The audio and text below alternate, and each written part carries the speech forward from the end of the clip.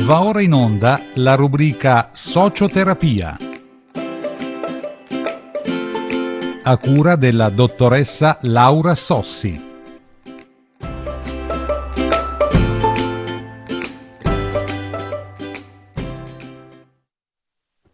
Cari tutti, buongiorno. Sono Laura Sossi, socioterapeuta, mediatore familiare. Oggi vengo a voi con un tema. Volevo leggervi in parte una lettera di un grande sociologo, filosofo, che in qualche modo spiega la nostra società al nostro tempo. Credo che sia importante. Quest'uomo è morto in gennaio di quest'anno, aveva 92 anni, però come io sempre sostengo la vecchiaia è un fattore di corpo e muscoli.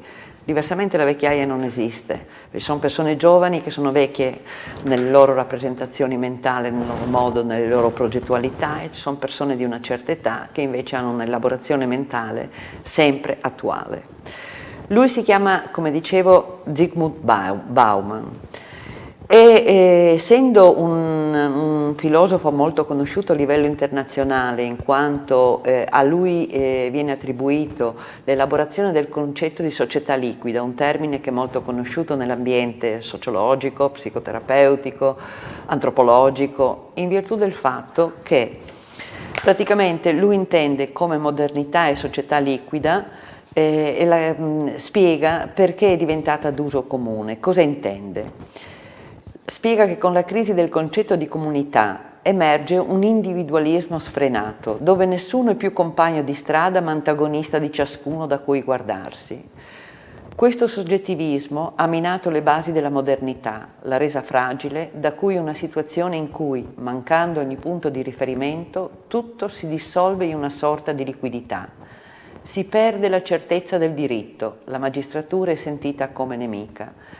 E le uniche soluzioni per l'individuo senza punti di riferimento sono da un lato l'apparire a tutti i costi, vediamo quelle facce incredibili sui social network con la lingua fuori, col movimento, cioè dal mio punto di vista allucinante, l'apparire come valore e il consumismo. Però si tratta di un consumismo che non mira al possesso di oggetti di prima o seconda necessità, tipo cibo, abiti, bensì di oggetti che soddisfano i trend dell'ambiente sociale di appartenenza. L'esclusione sociale elaborata da Bauman non si basa più sull'estraneità del sistema produttivo o sul non poter comprare l'essenziale, perché una volta si comprava perché serviva, oggi si compra perché è importante essere all'avanguardia, ma sul non poter comprare per sentirsi parte della modernità. Secondo Bauman, il povero, nella vita liquida, cerca di standardizzarsi agli schemi comuni, ma si sente frustrato se non riesce a sentirsi come gli altri, cioè non sentirsi accettato nel ruolo di consumatore. In tal modo, in una società che vive per il consumo, tutto si trasforma in merce, incluso l'essere umano. E qui abbiamo la definizione di mercificazione della moralità, tant'è che oggi vanno alla grande i negozi che vendono tutti i prodotti tecnologici. Il sociologo ha parlato, parliamo di Bauman, di mercato e consumismo e di come essi si alimentano oggi della mercificazione della moralità. Cosa significa? Siamo indotti a tacitare i nostri sensi di colpa nei confronti degli altri, nei confronti di coloro che amiamo e che trascuriamo, per soddisfare gli imperativi della produzione attraverso il consumo o lo shopping. Abbiamo sulle nostre spalle, così diceva Bauman, un fardello incredibile che include i nostri obblighi morali, i nostri naturali impulsi ad occuparci degli altri e cerchiamo di sgravarcene con i tranquillanti morali offerti dai negozi, dai supermercati. La risposta per Bauman è avere la consapevolezza che le risorse non sono infinite, che non potremo lenire il dolore di vivere semplicemente continuando ad accrescere produzione e consumo. Dunque, al Festival dell'Economia del 2013, quindi parliamo di 4 anni fa, a oggi nulla è cambiato, lui spiegava: vogliamo godere di una vita ricca, abbiente, il che ci ha orientati ad assumere come principale indicatore l'acquisto, lo shopping. Pare che tutte le strade che portano alla felicità portino ai negozi. Ciò sottopone il sistema economico e più in generale il nostro pianeta ad una pressione economica enorme. Ciò è disastroso per le nuove generazioni È evidente che stiamo vivendo al di sopra dei nostri mezzi, sulle spalle dei nostri figli. Possiamo trovare delle alternative alla crescita della produzione, dei consumi per trovare soddisfazione, in definitiva per essere felici? Ciò è necessario se non vogliamo distruggere il nostro habitat e generare fenomeni catastrofici come le guerre. I livelli attuali di consumo sono già insostenibili dal punto di vista ambientale ed anche economico. L'idea della prosperità al di fuori delle trappole del consumo infinito viene considerata un'idea per pazzi e per rivoluzionari. Ripeto, l'idea della prosperità al di fuori delle trappole del consumo infinito viene considerata un'idea per pazzi o per rivoluzionari. Quindi se non si consuma non siamo normali, diciamo, no? Ci sono delle alternative, ovviamente, che però sono le relazioni, la famiglia, i quartieri, le comunità, il significato della vita. Ci sono enormi risorse di felicità umane che non vengono sfruttate. La maggior parte delle politiche realizzate del mondo dei governi va esattamente nella direzione opposta alle enormi risorse di felicità umana che non vengono sfruttate.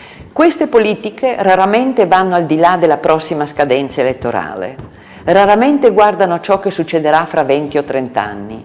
Assistiamo ad un processo di mercificazione e commercializzazione della moralità. I mercati sono abituati a orientare i bisogni umani, bisogni che in passato non erano soddisfatti dal mercato, perché una volta si comprava perché serviva, ripeto, e non perché volevamo un bene aggiunto. Questo è ciò che io indico con l'espressione commercializzazione della moralità. Il nostro reale bisogno dovrebbe essere prenderci cura dei nostri cari. Credo, qui non si intende, non stiamo facendo un discorso di persone anziane soltanto che hanno bisogno di noi, parliamo anche di figli, di amici, di sorelle, di parenti, di persone care a noi. Credo che tutti noi qui in sala, diceva Bauman, ci sentiamo in colpa perché non riusciamo a trascorrere abbastanza tempo con i nostri cari. 20 anni fa il 60% delle famiglie americane si ritrovava attorno allo stesso tavolo per cenare, 20 anni dopo solo il 20%. Le persone sono più occupate con il loro cellulare, il loro iPad e così via. La nostra vita quotidiana è profondamente cambiata a causa anche delle tecnologie che hanno sicuramente prodotto delle cose positive, ma hanno anche creato dei danni collaterali. Se oggi usciamo senza cellulari ci sentiamo nudi. Il confine fra il tempo dedicato al lavoro e quello dedicato alla famiglia è sfumato.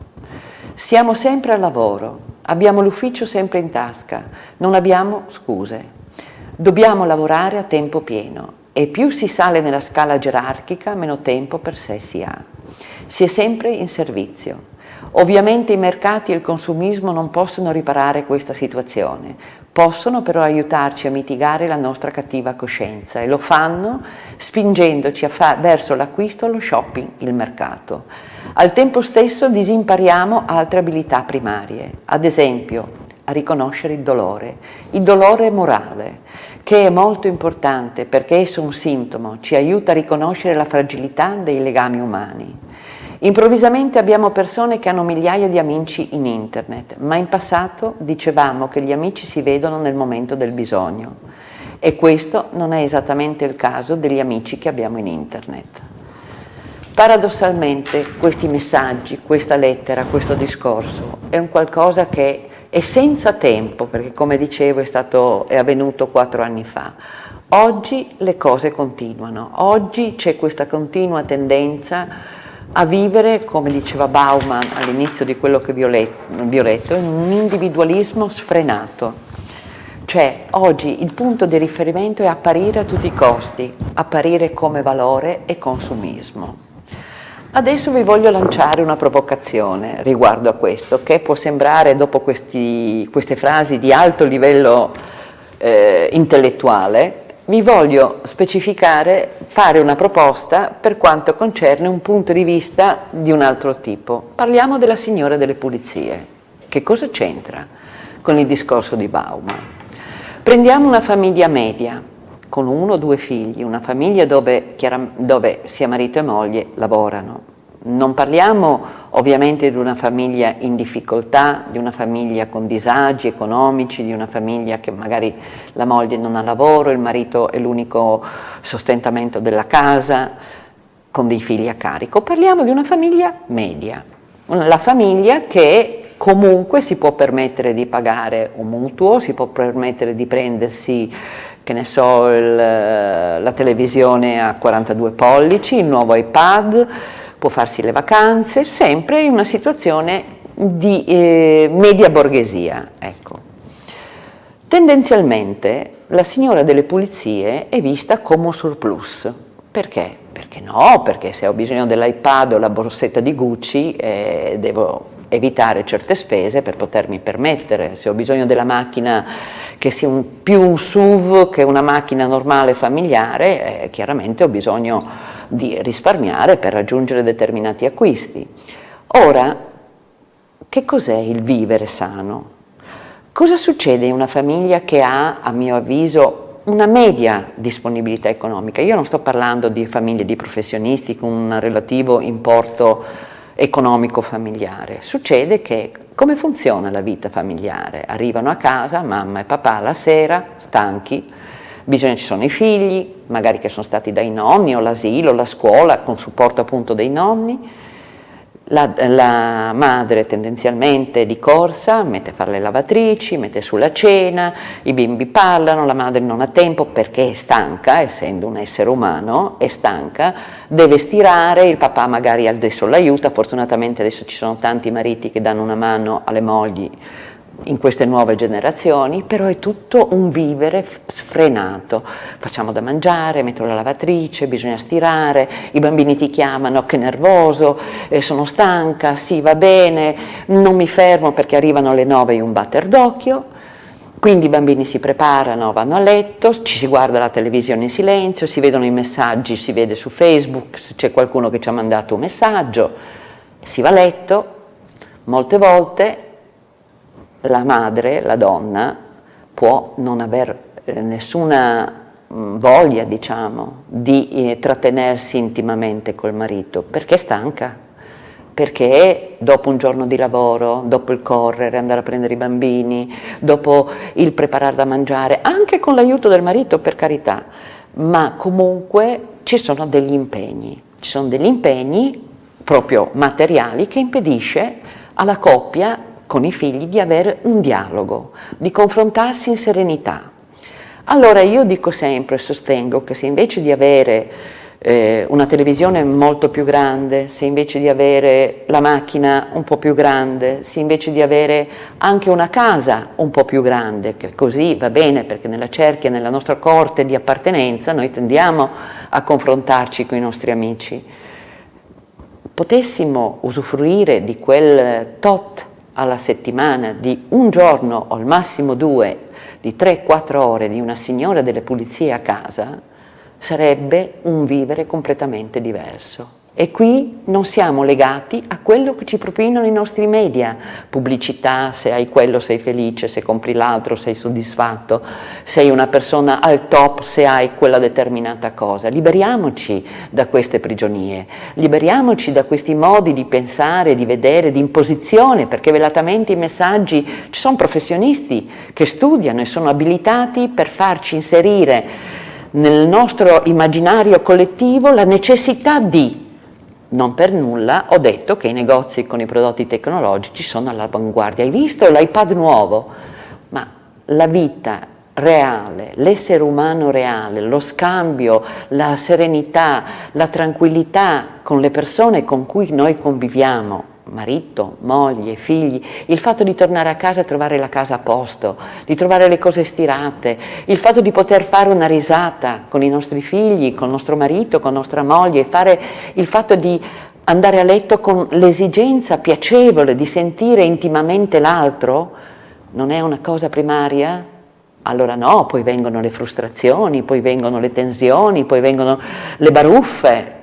Poi a volte chi incide negativamente, quando io facevo il discorso della mediazione familiare, che parlavo delle famiglie di origine, molte volte le nuore, oppure i generi, a seconda dice no, si sentono a disagio a pensare di prendere una signora delle pulizie, perché la madre o la suocera dice: oh, io ai miei tempi ho cresciuto 3 figli, 5 figli e non avevo senz'altro una signora che venisse ad aiutarmi. Questo, tac, tac, tac, quindi appaio una persona che non so fare le cose, perché nella mentalità sociale delle vecchie generazioni la donna era una donna in gamba, magari distrutta, magari informe esteticamente, però era perfetta nel fare il lavoro. Infatti quando noi sentiamo ancora oggi: come stai? Oh, ho fatto tanto di quel lavoro a casa, però non lo dicono con un senso sono stufa, ma come per dire sono brava, ho fatto tanto lavoro a casa.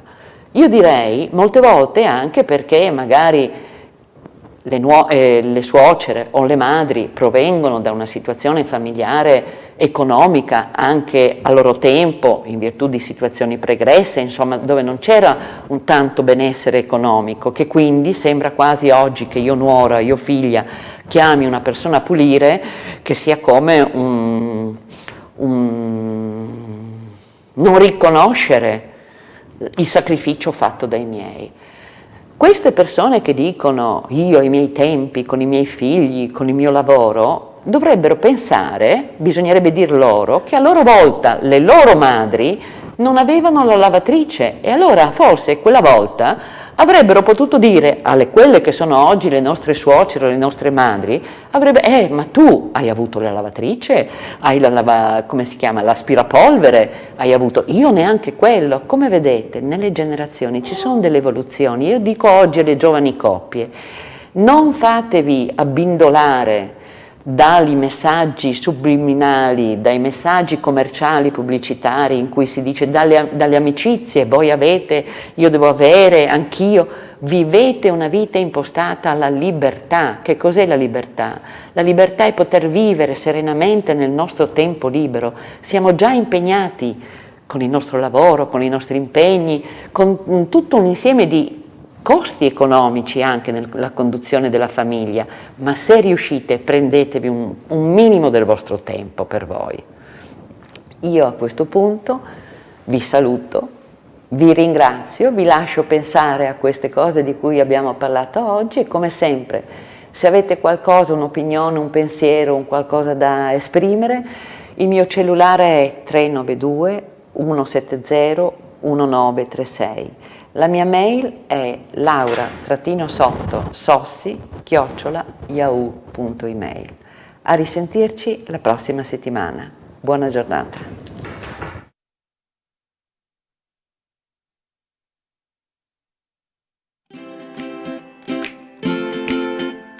Avete visto ed ascoltato la rubrica Socioterapia, a cura della dottoressa Laura Sossi.